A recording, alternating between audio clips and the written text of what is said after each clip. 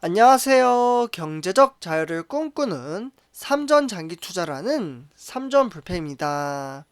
선전패가 여러분 아침 식사는 맛있게 드셨나요? 오늘 이번 시간 벌써 두 번째 시간이 되겠는데요. 아마 요즘 이제 증시가 좀 이제 흐름세가 많이 좋지 못하다 보니까 제가 이제 증시 이야기를 하면 기분이 좀 꿀꿀하신 분들도 계실 거고 또는 기분이 많이 다운이 되시는 분들도 계실 거라고 생각이 듭니다. 이 와중에 사실 제가 좀 분위기 반전을 시키고자 우리가 투자하고 있는 삼성전자 M&A라고 하죠. 우리나라 말로는 인수합병이라고 이제 불리고 있는데요.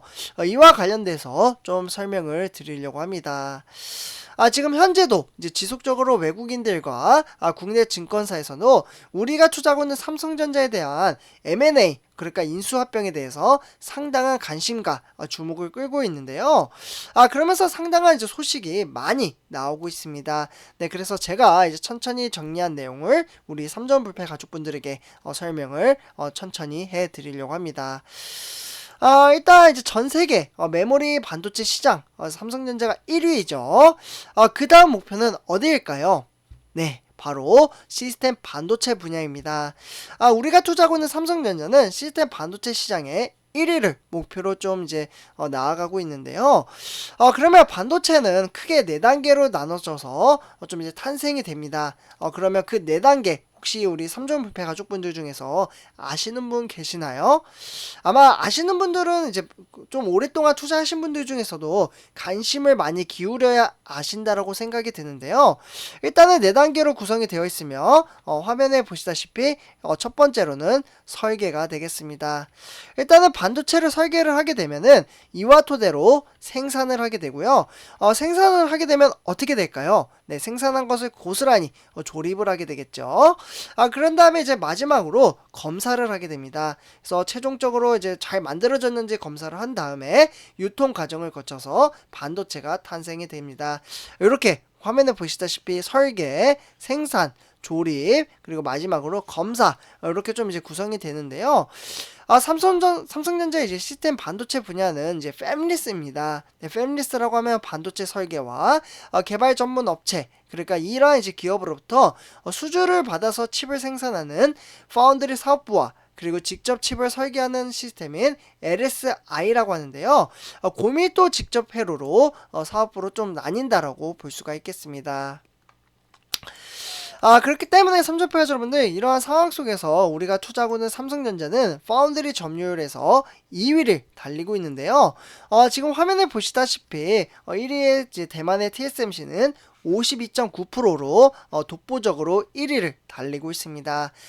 그 뒤를 따라서 우리가 투자하고 있는 삼성전자는 17.3% 이렇게 좀 구성을 하고 있고요. 그 외에 뭐 UMC 대만이죠. 그리고 글로벌 파운드리스 그리고 뭐 SMIC 중국 등 거의 뭐 비등비등하다 라고 볼 수가 있겠고요. 결국에는 우리가 투자하는 삼성전자가 TSMC를 열심히 쫓아가고 있다라고 볼 수가 있겠습니다. 이런 와중에 사실 이제 반도체 나노미터, 그러니까 10억분의 1m이죠. 이 단위의 회로의 이제 선폭이 좁을수록 저전력 그리고 고효율 칩을 만들 수가 있는데요.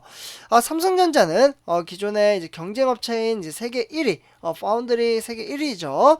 이 회사보다 먼저 내년에 상반기 중에서 3나노미터죠. 3나노미터의 GAA 라고 하는 이제 기술을 토대로 좀 도입을 할 것으로 보여지고 있고요. 2세대에도 사실 GAA라는 이제 기술을 토대로 3나노미터 공정을 2023년에 양산을 좀 했다. 라고 볼 수가 있겠습니다. 그렇기 때문에 이러한 이제 전망치를 토대로 우리는 투자를 한다라고 볼 수가 있겠고요. 이런 와중에 지금 현재 이제 한국 반도체 디스플레이어에 있는 이제 기술 학회에서 좀 이야기가 나왔는데요. 삼성전자가 그동안 시장에서 TSMC보다 어려웠던 점이 비커스터머, 그러니까 고객입니다. 이 고객에 대한 이제 너무나도 이제 TSMC에 쏠려 있다라는 게 원인이라고 볼 수가 있겠는데요. 그런데 이번에 삼성전자가 미국에 투자를 하게 된다면 구글이나 페이스북, 네, 페이스북에서는 메타라고 불리고요. 아마존이나 테슬라 같은 회사들이 삼성전자의 반도체를 주문할 가능성이 높다라고 볼 수가 있겠습니다. 이러한 이제 전반적인 이야기를 토대로 이재용 부회장에 대한 이야기를 빼먹을 수가 없는데요. 실제로 이재용 부회장이 미국에 출장 기간 동안 방문한 기업들로 봤을 때는 반도체 필수 불가결인 업종이라고 볼 수가 있겠습니다. 한동안 멈춰있던 대규모 바로 인수합병이 되겠죠.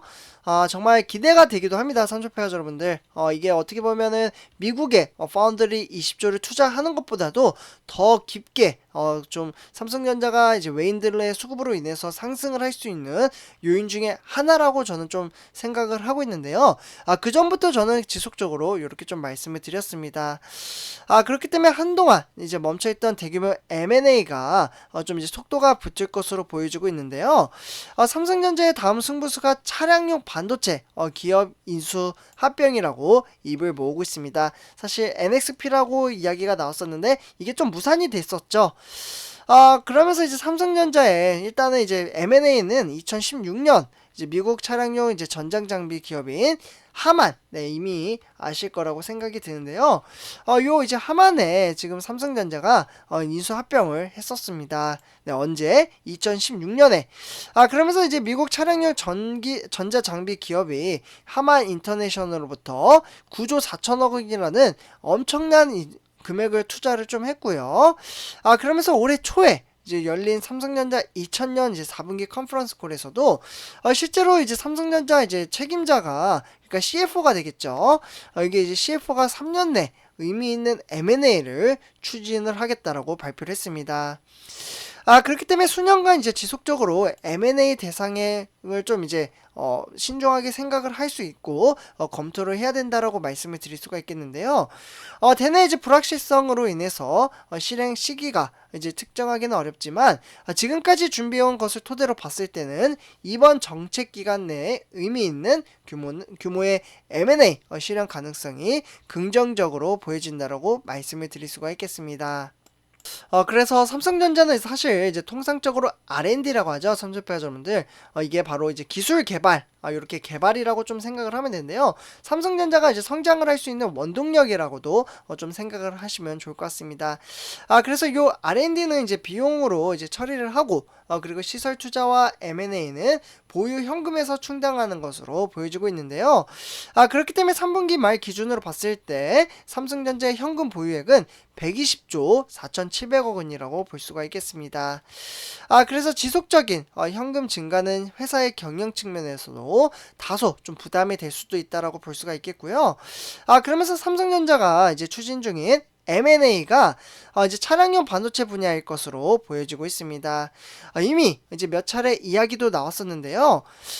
일단은 이제 현재는 이제 수익성이 다소 떨어지지만 자율주행 자동차가 좀 상용되는 수년 후에는 상황이 완전히 달라질 것으로 보여지고 있습니다. 그렇기 때문에 성장주에 투자를 한다라고 볼 수가 있겠고요. 앞으로도 삼성전자는 미래 전망치가 강력한 회사에 같이 인수합병을 하고 사업을 할 것으로 보여지고 있는데요. 네, 그래서 M&A 이제 유력 대상으로 여겨지던 네덜란드, 네, 요것도 제가 이 시기 때 이제 상당히 많이 방송을 올려드렸었는데요. 바로 NXP라는 회사가 되겠죠. 차량용 반도체이고, 이제 NXP 이제 세미컨덕터즈에서는 지난해 독일 인피니온 이제 테크놀로지와 이제 이어서 글로벌 시장 점유율 2위를 기록한 기업입니다. 삼성전자는 2016년부터 수차례 인수를 검토를 했지만 사실 금액에서 이견을 좀 좁히지를 못했다라고 볼 수가 있겠고요. 그러면서 NXP 회사는 몸값이 얼마나 늘어났는지 아시나요? 무려 60조에서 80조까지 늘어난 상황입니다.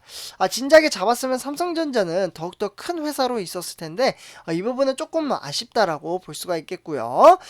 그러면서 이제 업계 관계자는 사실 NXP는 몸값을 수용을 해도 M&A에 따른 경쟁국의 반독점 심사 리스크도 고려를 해야 된다라고 볼 수가 있겠습니다.